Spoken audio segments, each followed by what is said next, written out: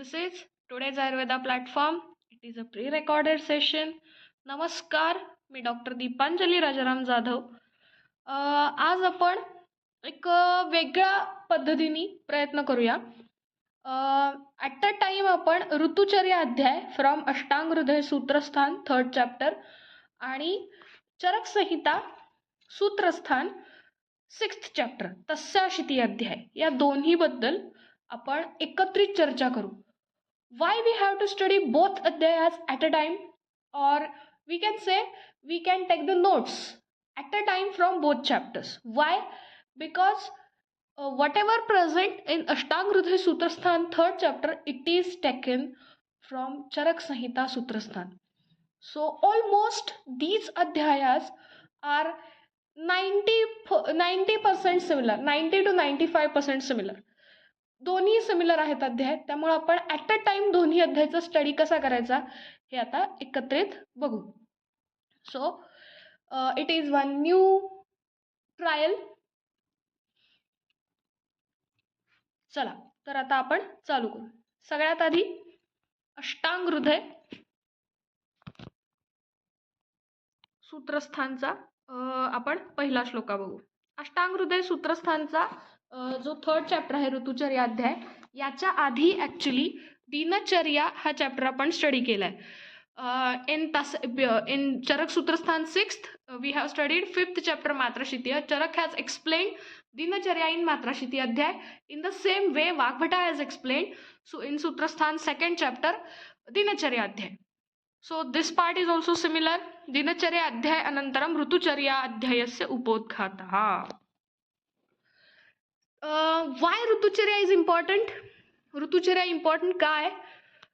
तर ज्याला ऋतूचं जे सात्म्य असात्म्यचं ज्ञान आहे, ऋतूचा अयोग अतियोग मिथ्यायोग याचं ज्ञान आहे, तोच व्यक्ती उत्तम चिकित्सा करू शकतो.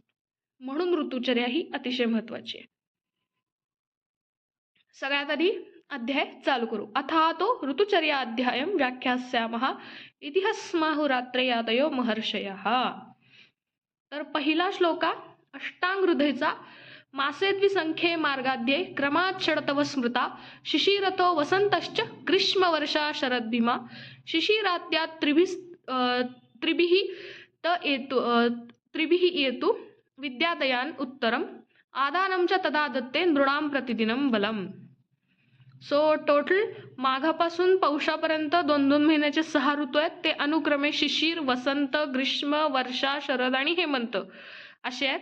शिशिरादी 3 ऋतूंनी उत्तरायण होतं, त्याला आदान अशी संज्ञा आहे. बाकीचे 3 ऋतूंना दक्षिणायन ही संज्ञा आहे, त्याला विसर्ग काल असंही म्हणतात. वाय आदान काल? कारण आदान काल हा मनुष्याला प्रतिदिवशी मनुष्याचं बळ हे स्वतःकडे ओढून घेतो. Okay. From Magha to Pausha, with the help of if we count 2 months, there are total 6 rutus: Shishira, Vasanta, Grishma, Varsha, Sharad, Hemanta. Shishir, Vasanta, Grishma, these 3 rutus will forms the Uttarayan or Adan Kal. Why it is called as a Adana Kal? Because it will attract the person's strength or Manushya Bala towards him. It means within these 3 rutus, our Bala, मनुष्य बल gets decreased. That's why it is called as Adana Kala. तस्याशिती अध्यायमध्येही त्याच पद्धतीने त्यांनी श्लोका दिलेला आहे.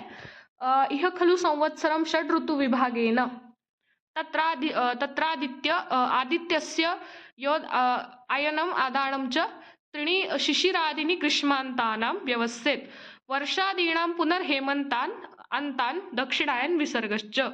Same श्लोकात त्यांनी चरकमध्ये दिलेला आहे की शिशिरपासून ग्रीष्मापर्यंत जे ऋतू आहेत त्याला आदान काल म्हटलं जातं आणि वर्षापासून हेमंतपर्यंत जे ऋतू आहेत त्याला दक्षिणायन किंवा विसर्ग काल म्हटलं जातं. सॉरी.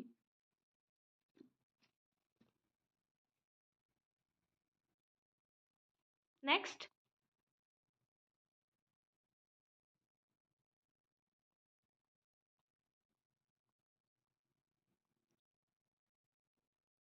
तर श्लोका नंबर 3.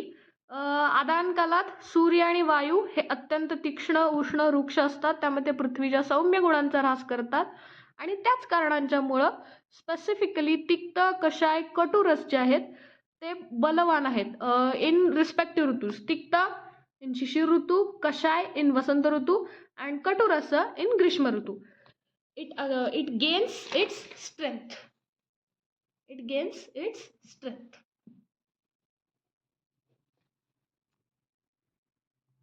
Next,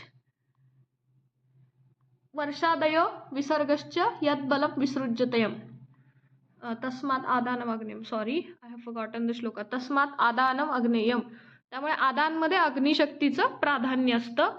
हा जो श्लोका आहे, तस्मात् आदानम अग्नेयम, mark this shloka in your Ashtanga Hridaya. आदान हे अग्नेय आहे. अग्नीचं प्राधान्य, अग्नी महाभूताचं किंवा अग्नीचं प्राधान्य हे आदान कालात असतं. ऋतवो दक्षिणायनम वर्षादयो विसर्गश्च. वर्षा, शरद आणि हेमंत हे 3 ऋतू मिळून दक्षिणायन होतं. त्याला विसर्ग संज्ञा आहे कारण इट विल स्प्रेड दी बला टू दी सृष्टी. त्यावेळेला मनुष्याचं बळ हे वाढलेलं असतं, म्हणून वर्षादयो विसर्गश्च यद बलम विसृज्यतयम, कारण तो बल देतो. सौम्यत्वाद अत्र हि सोमो हि बलवान ह्यते रवी मेघवृष्ट्या अनिले शीते शांततापे महितले स्निग्धश्च आम्ल लवण मधुरा बलिणो रसहा.